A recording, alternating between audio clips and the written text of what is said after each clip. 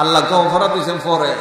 আমি যে জায়গার মধ্যে বলেছিলাম আমার দয়া তুমি জান্নাতে যাও, আর তুমি বলতেছো না তোমার দয়া না আমি ইবাদত করি জামকা জান্নাতে। এই ধরনের জাহেল সম্প্রদায় আছে না নাই?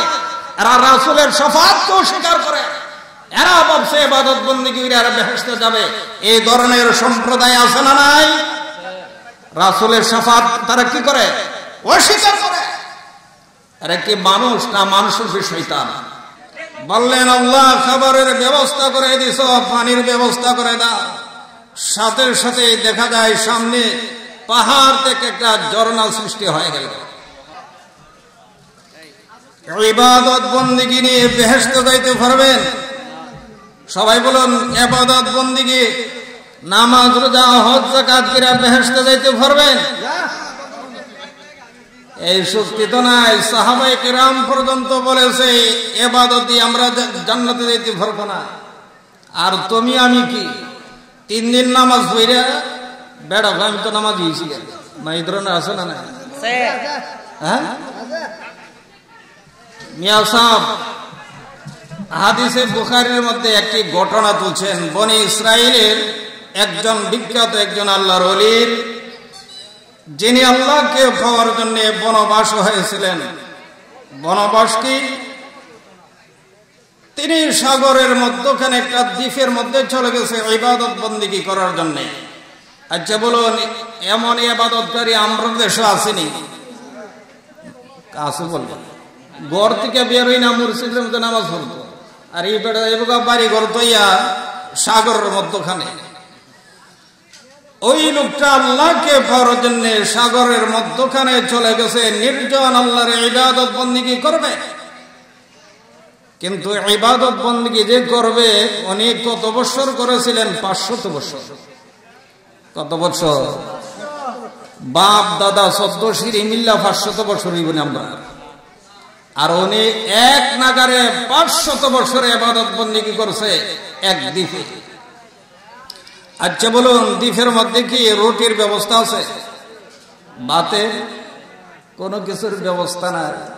তিনি যখন দ্বীপে গেছে আল্লাহর ইবাদত বন্দেগী করবে, এই সময় উনির খিদার দরকার আসেনি? পেটে খিদা লাগেনি? অলিগণ দরবেশগণ সবার তুই পেটে খিদা লাগে, উনি কি খাবে? মিয়া সাহেব মনে মনে ধারণা করলেন আল্লাহ তোমাকে পাওয়ার জন্য, তোমাকে ডাকার জন্য আমি নির্জন এক জায়গার মধ্যে এসেছি, আমার খাবারের ব্যবস্থা করে দাও। আল্লাহর কুদরতে সাদরাতে তার সামনে একটা ডালিম গাছ তৈরি হলো। কি গাছ? ডালিম।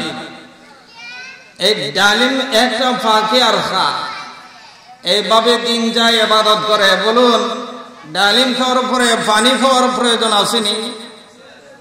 সাগরের পানি কি নুনা না মিষ্টি? সবাই বলুন। যে সাগরের পানি না খাইছেন এরা বলতে পারবেন না, যে খাইছে সে বলতে পারবে যে নুনা পানি আর মিষ্টি পানি। দুই পানির ব্যবধানটা তখনই বলতে পারবে কোনটা মিষ্টি। সাগরের পানির তুলনায় আমাদের নদী নালার পানি কি মিষ্টি না তিতা? মিষ্টি। উনি তো নুনা পানি খেতে পারে নাই। বললেন আল্লাহ খাবারের ব্যবস্থা করে দিছ, পানির ব্যবস্থা করে দাও। সাথে সাথে দেখা যায় সামনে পাহাড় থেকে একটা ঝর্ণা সৃষ্টি হয়ে গেল। কি পাইলেন? ডালিম পাইলেন, পানি পাইলেন। এইভাবে ইবাদত বন্দেগী করতে শুরু করলেন। একদিন নয়, 2 দিন নয়, 500 বছর করলেন। কত বছর? 500 বছর করার পরে আল্লাহর কাছে দোয়া করে বলেন, হে আল্লাহ আমি তোমার কাছে একটা আরজি হচ্ছে আমি যখন মারা যাব সেজদা অবস্থায় যেন আমার মৃত্যু হয়। কিসের অবস্থায়? সেজদা অবস্থায় যেন আমার মৃত্যু হয়। শুধু সেজদা নয়, আমারে তুমি এমন অক্ষত অবস্থা রাখবা কিয়ামতের ময়দানে জানি আমি এই হালাতে এই অবস্থায় উঠি।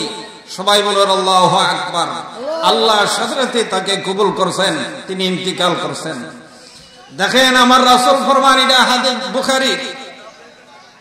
কিছু কিচ্ছা কাহিনী আছে ভিন্ন জায়গা থেকে মানুষের সংগ্রহ করে। আর আমি যে কিচ্ছাটা বলতেছি এটা খাটবার মতন শক্তি কোনো মৌলবীর জন্ম হয় নাই। দেখো মিয়া সাহেব, ওই লোকটার ওয়াজ করতেছেন আমার রাসূল ফরমান হাশরের ময়দানে আল্লাহ জান্নাতের ফেরেশতাদেরকে অর্ডার দিবে যে আমার বান্দা আমার পাওনা দিছে 500 বছর। পাওনা কত বছর? 500 বছর আমার পাওনা দিছে, আমার দয়া তাকে বেহেশতে নিয়ে যাও। সুবহানাল্লাহ বলুন। কার দয়া? সবাই বলুন কার দয়া? আল্লাহর দয়া। বলতেছে আমার দয়া তাকে জান্নাতে নিয়ে যাও। লোকটা তখন আল্লাহকে প্রশ্ন করবে, আল্লাহকে বলবে, আল্লাহ আমি তোমার পাওনা 500 বছর দিলাম, ওয়া'বুদুল্লাহ ওয়ালা তুশরিকু বিহি শাইআ। আল্লাহ ফরমান, বান্দারে তোমাদের কাছে আমি দুইটা পাওনা পাই, এক হচ্ছে আমার ইবাদত, আর দ্বিতীয় হচ্ছে আমি আল্লাহর সাথে কোনো শরীক করব না। আল্লাহ কয়টা পাওনা পায়? এই সাউন্ডটা এর মধ্যে করে এই এটা তুলে দাও। আচ্ছা বলুন, আল্লাহ আমাদের কাছে পাওনা কয়টা পায়?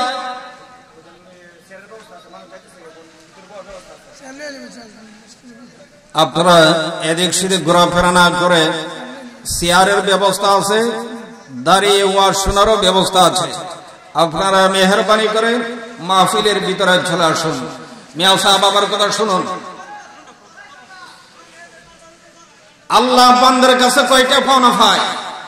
দুইটা। এক হচ্ছে ওয়া'বুদুল্লাহ ওয়ালা তুশরিকু বিহি শাইআ, আল্লাহর ইবাদত করবে, আর দ্বিতীয় পাওনা হচ্ছে আল্লাহকে লা শরীক জানবে। এই লোকটা আল্লাহর পাওনা কত বছর দিছে? 500 বছর আল্লাহর পাওনা দিছে। এর বিনিময়ে আমার আল্লাহ তার প্রতি রাজি না বেজার? রাজি। এর রাজি হওয়ার বিনিময়ে আল্লাহ বলেছে আমার দয়া আমার বান্দাকে তুমি জান্নাতে নিয়ে যাও। কিন্তু লোকটি আমার আল্লাহকে বলেছে, আল্লাহ আমি তোমার পাওনা 500 বছর দিলাম, তোমার দয়া আমি কেন জান্নাতে যাব? এটা তো আমি তোমার কাছে পাওনা জান্নাত। জান্নাত কার কাছে পাওনা? কথা বুঝেননি আপনারা? ওয়াজ এই লোকটা বলতেছে যে আল্লাহ আমি তোমার পাওনা দিলাম 500 বছর, এই পাওনার বিনিময়ে জান্নাত পাইলাম, পাওনার বিনিময়ে জান্নাত পাইলাম, এটা দয়া হইতো কেন তোমার? আল্লাহ আবার দুসরা ভাবে বলবে, হে ফেরেশতা আমার বান্দা আমাকে 500 বছর আমার পাওনা দিছে, এই লোকটাকে তুমি জান্নাতে নিয়ে দাও। আবার দ্বিতীয়বার ব্যক্তি বলবে, আল্লাহ তুমি আমাকে পাওনা কি দিবা? এটা তো আমার অধিকার, আমি 500 বছর ইবাদত করছি, বিনিময়ে তুমি জান্নাত দিবা, এটা তোমার দয়া হবে কেন? সাদরাতে আমার আল্লাহ ফরমান, আরে বান্দা তুই তো চালাক হয়ে গেছ। এই ধরনের চালাকিয়া পাবলিক আছে না? আমাদের দেশের মধ্যে বাতিলটা ভিন্ন ধরনের কৌশলে কথা বলে। এই কৌশলগুলো আমরা সুন্নিরা সহজে বুঝি না। কথা বলেন ঠিক না? এখন যে এই বাতিলটা বলে যে ঈদ শব্দটা ব্যবহার করা যাবে না, বলে কি বলে না? ঈদ কয়টা? মাত্র 200। আরবিতে কি বলা হয়? ঈদে বাইত, গরের ঈদ। কিসের ঈদ? গরের ঈদ। বাঙালি ফেতরা খাইয়া সবকিছু হারিয়ে ফেলছে, দিশা বেরিয়ে গেছে। ঈদ কয়টা বাইরেছে বের দেখো, মাসাটা না। তাহলে ঈদ কি অভাব আছে না? হ্যাঁ, ঈদ অর্থ হচ্ছে খুশি। তাহলে নবী ভাইয়া আপনারা খুশি হয়েছে না বেদার হয়েছে? তাহলে এই খুশিটার নাম হতি ঈদ। গারের নাম কি তা বলে নাকি? গারের নাম লাউয়ের নাম, হ্যাঁ, আর কুদুর নাম লাউ। তাহলে বাঙালি এটা বুঝার হিটা বুঝো না। এই ধরনের জাহেল সম্প্রদায় আছে না? নাই মিয়া সাহেব, আমি এদিকে যাচ্ছি না, আমি একটা পয়েন্টে ধরে আপনাদেরকে কয়েকটি কথা বলার চেষ্টা করতেছি যে ইবাদত বন্দেগী যে বেহেশতে যাইতে পারবা, একটা নমুনাটা বুঝে। এই 3 দিন নামাজ হয়ে রাখো, আমি নামাজ হই, একটা নমুনা দিবার লাগে আমি ইতিহাসটা বলতেছি। বেড়া ইবাদত কত বছর করছে? সবাই বলেন কত বছর? 500 বছর করার পরে আল্লাহ তার প্রতি রাজি না বেদা? রাজি। রাজির বিনিময় বলছে যে আমার দয়া তুমি জান্নাতে দাও। আর পাগলা বলতেছে তোমার দয়া কেরে, ইবাদত করছি এটা তো আমি তোমার কাছে পাওনা ও আল্লাহর কাছে কিটা, এটা তো আমার পাওনা, দয়া হইতো কেরে? আল্লাহ কথা হইলে তোমার আমার একটা হিসাব হয়ে দরকার, তোমার আমার একটা হিসাব হয়।